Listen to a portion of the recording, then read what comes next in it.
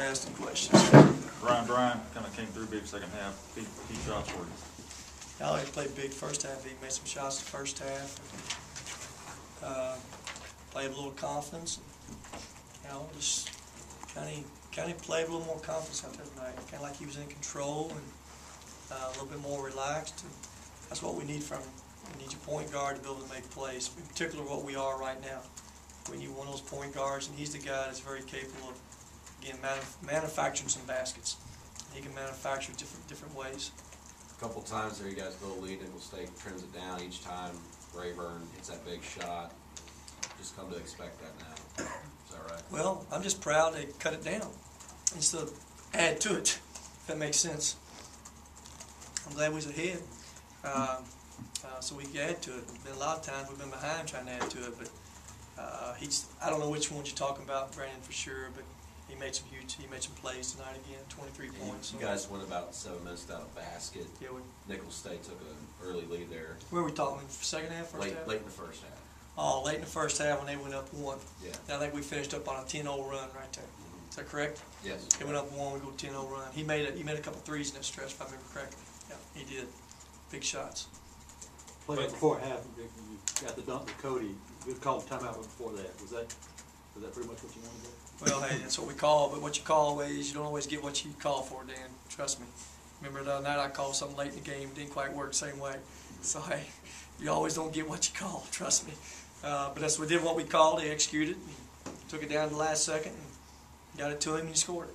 How do you feel the guys are holding up physically and mentally right now during this? You know, tonight was I'll be honest with you, tonight was a scary game in a lot of ways. If you come in here and guard them a certain way, they're very difficult to defend. But we didn't play not one trip of man-to-man tonight. So remember, they went to LSU now and won at LSU. And just didn't win, you know, beat them 9, had them down 15 because they manned them a lot. I thought our guys did a great job doing one thing tonight in a quick scouting report plan. We played zone, which y'all know we don't play a lot. But we kind of played a no-catch on Boyce. You know, Boyce came in here averaging 26, 27 points a game. He's the guy that makes it happen for them. And they didn't wear us out chasing that motion around. They run a 5-man motion. They make you chase them for 32 seconds and they shoot it. But keeping the ball out of his hands. He had 4 points at halftime. 32 minutes in the game, he had 7 points. That's huge. He went and got 36 at Oklahoma State. On Oklahoma State. He had 28 at Wichita State Saturday night.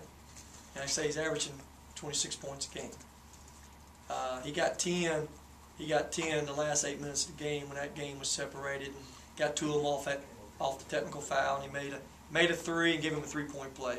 I thought we did a great job with that. He's one of their big keys, and we kept him not being a factor all night long.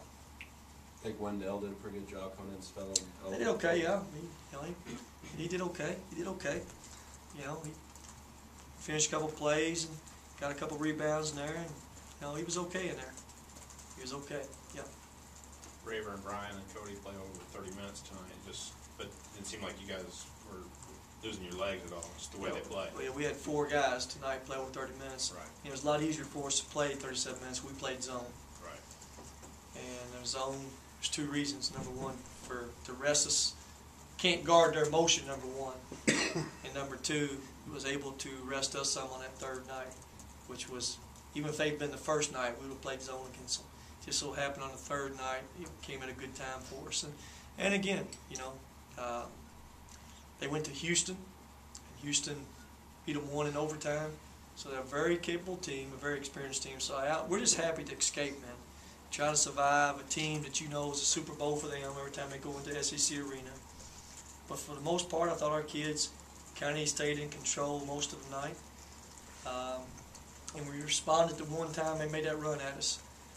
We came back and finished the half strong. Coach, what does it mean to get Renardo back on Wednesday? We'll see soon, I guess.